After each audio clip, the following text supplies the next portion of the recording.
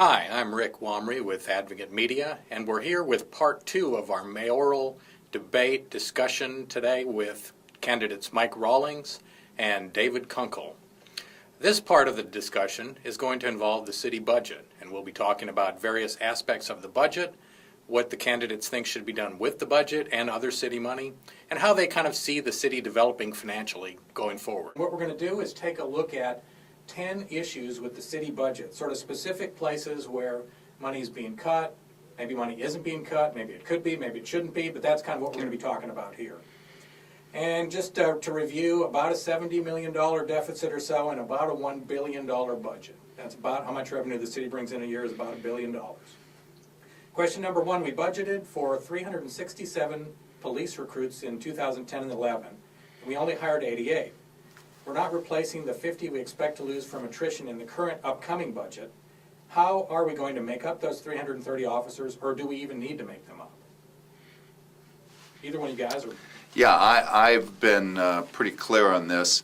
I want to make sure that we have the same amount of officers on the street fighting crime and protecting the public that we've had up to this point. We've made a long effort, and the city council had to invest a lot of money over many years to get us to this point. For us to back up on that is not acceptable to me. So no matter what, we need to get... We need to make sure that we've got the same amount of police force in the streets and in the neighborhoods that we had last year. Yeah, I was trying to understand those numbers, Rick. When I was chief, we would lose about 175 officers a year through normal retirements and resignations. And then it took about 15 months from the time you hired a police officer till they could work by themselves. So what happens if you quit hiring officers, you don't see the effect of that for a period of time. And it can, it can be 15, 18 months before you really begin to see the effect because the officer's in a pipeline. But then once you quit hiring, then it can take a couple years before you can catch back up. And when I was chief, there weren't any officers hired. I think the 2 years before I got there, in the first 3 years I was chief in Dallas, there were fewer officers each year to put on the streets than there were the preceding years, which is a problem. So I think that you can let the department shrink a little bit, but it sounds to me, based on if those numbers are correct, that it's shrunk too much already and needs to get back in the cycle of hiring to fill vacancies. Okay, issue number two. Last year, we spent about $1.5 million on the farmers market. And I think there was even an attempt to privatize it and it didn't work. Do we need to keep, is the farmers market essential for Dallas? Can it be privatized? Should it be shut down? Is $1.5 million too much, too little? What should we do? Yeah, my view is $1.5 million is too much. The farmers market ought to pay its own way. And I got to think that there's somebody out there in the private sector that can look at a way to make the farmers market at least where it doesn't lose money for the taxpayers, and hopefully, that they can make a good return on their investment from the farmers market.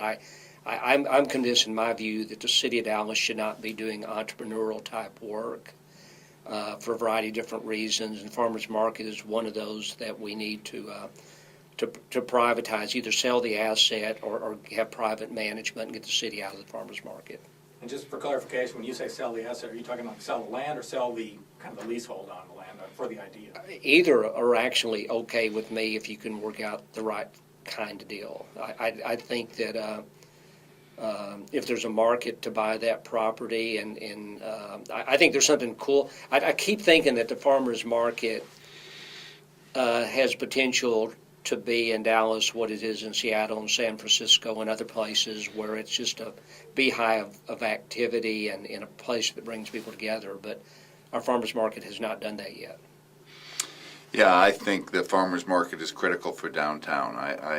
It's one of these under-leveraged assets that we need to get to the place, and we shouldn't be spending that much money to keep this alive.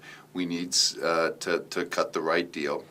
And that's why, another reason why I think having a business person is going to be critical as a mayor, to be able to look at that. I've already talked to concept people that are doing it throughout the country, and I've got local money here that is willing to invest. We need to cut the right deal to make this thing get off the city's books and to provide the real energy that we need for that area, because It's happening already on beautiful days on the different sheds, and we're just kind of putting up card tables and throwing some homemade jams up there, and we could do something very, very exciting. But we need to be thoughtful. You have to have the right people, and you have to cut the right deals. And so this is a major issue for downtown for me. And would you be talking completely privatize or privatize like we do with the zoo, where the city's still writing a check for that? I would like to get to the point where we're privatizing it completely. I mean, this is a valuable piece of real estate. We can attract a lot of people, and we need to start getting some ideas in there that take the city out of this. $306,000 for the Dallas Film Commission. We took it over, I think, from the Convention and Visitors Bureau. We're spending the money. Can we give it back? Can we eliminate it? Should we keep spending the money on it? We brought it back from the Film Commission, from the CVB, because it was seen as economic development. The numbers that I've seen is that it is. And we've already been able to do some wonderful things in Deep Ellum with some TV shows. What I'd like to do, and this was done a couple of years ago, is to make sure we got every investment there and understand the return on that investment.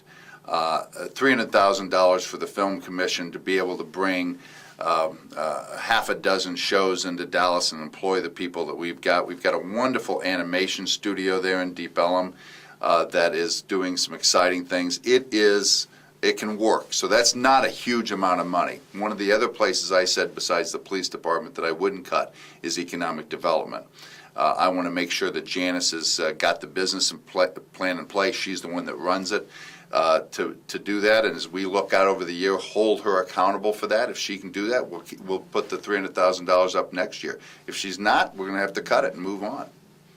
Any thoughts? Yeah, no, I think that's a good investment, that we get more return. In the film industry, I don't know why, but I guess it's obvious, but it's an industry that's used to getting subsidies, and if you're going to bring filming into the city and the state, you've got to do some of that. And they're also an industry that requires government to act differently than it frequently does, because the approval process has to be very quick, and they need to be able to get answers quickly if they need to change anything regarding their filming schedule. And so you need somebody in the city who's committed to making happen whatever has to happen so for that filming to occur. Item number 4, the downtown heliport and the Dallas Executive Airport. Between the two of them, it's about $3.3 million that the city's spending, and I think the heliport used to be broken out and it was around $700,000, and this year it looks like it's kind of buried in there, not buried, but it's in with the Executive Airport. Do we need the Executive Airport? Do we need the heliport? Do we need to spend $3.3 million on it? Yeah, the Dallas Executive Airport is a little bit like the farmers market, that it should be a driver of the economy and an economic asset, and ideally it should pay its own way, and it hasn't done that. And I think we still need to get that right and get a fixed-based operator out there that can generate the kind of revenues to make the airport more self-sustaining. And Do you think that's possible? It's been tried for a while. Well, it has been tried, and it hadn't worked. I believe the Addison Airport is, very economically successful and an economic asset for their community. But I don't know what the answer, but I would look for better opportunities and see what we can get with the fixed-based operator that can generate more revenues for the airport. Same with the heliport then? That's the downtown heliport, I believe. Yeah, I don't know enough about that to really comment. It seems to me that we need a heliport, but I don't know what the city's spending $700,000 for it. Yeah, I imagine it's more than restriping every year. Yeah, I'm kind of squishy on the heliport too. I think that is not one of the places I would be spending money, because I'm not sure you're going to get the return on investment. Even though we've got, with the convention hotel, we've got to see how often it's used. I'm in a little bit different place on the executive airport.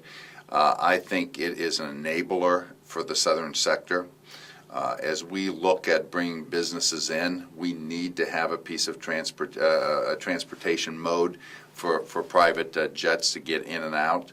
It was very useful during the Super Bowl, and getting it off of Love Field and off of Addison. It's 10 minutes to downtown. I don't think we've marketed it well, but in and of itself, the way it is right now, I'm not as excited about it. What I'm really excited about is what we want to do with the southern sector and how it can enable that. And so to me, I've got a little bit more patience for a couple of years to see the southern sector come to that airport and let the inland port come back. And it's situated so strategically right there that it'll be an asset. I believe in 5 years we're saying, boy, I'm glad someone built that. We've got some work to do around it before we deal with that issue.